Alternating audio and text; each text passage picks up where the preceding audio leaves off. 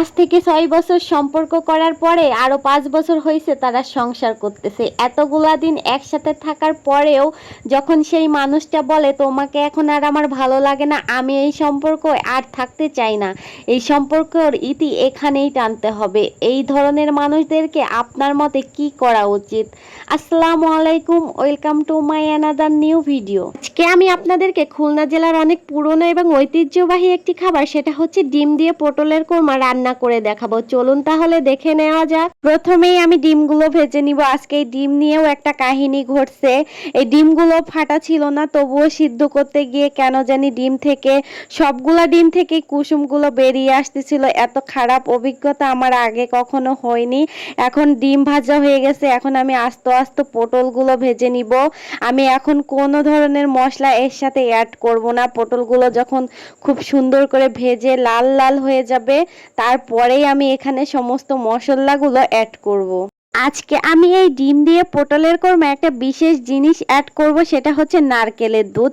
নারকেলটা এখন ধরতে গেলে পাওয়াই যায় না, বাজারে যেটা পাওয়া যায় তাও অনেক বেশি দাম। তবুও ভালো জিনিস খেতে গেলে একটু তো টাকা খরচ করতেই হবে, তাই না? আমি পটলগুলো ভাজতেছি আর ওদিকে আমার শাশুড়ি আম্মা নারকেল থেকে দুধগুলো বের করে নিচ্ছে। আমি আগে কখনো, মানে আমার বিয়ের আগে কখনোই এই রান্নাটি খাইনি। যখন প্রথম এখানে আসছি তখন আমি প্রথম যেদিন এই রান্নাটা খেয়েছিলাম, সত্যি রান্নাটার প্রেমে পড়ে গেছি, এত সুন্দর খেতে।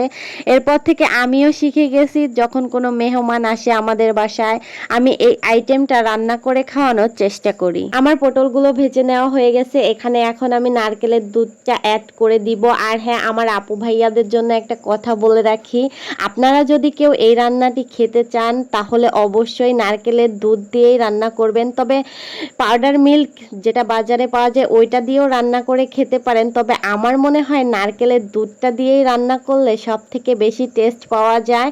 যেমন ধরেন ইলিশ মাছ বা হচ্ছে বাগদা চিংড়ি, গলদা চিংড়ি, এগুলো কিন্তু আমরা নারকেলের দুধ দিয়ে রান্না করি, অনেক বেশি মজা লাগে। আলহামদুলিল্লাহ, এক জায়গা থেকে অন্য জায়গায় এসেছিলাম বলে ভিন্ন ধরনের খাবার, ভিন্ন ধরনের মানুষ এবং ভিন্ন ধরনের কথা বলতেও শিখে গেছি। নারকেলের দুধটা দিয়ে খুব ভালোভাবে নেড়ে চেড়ে রান্না করতে হবে, না হলে দলা পাকিয়ে আসবে।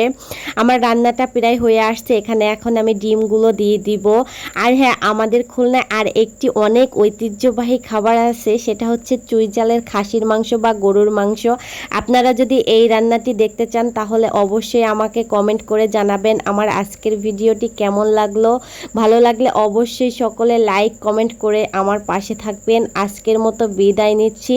সবাই যেখান থেকে ভিডিওটা দেখছেন দোয়া করি সুস্থ থাকুন, ভালো থাকুন। আল্লাহ হাফেজ।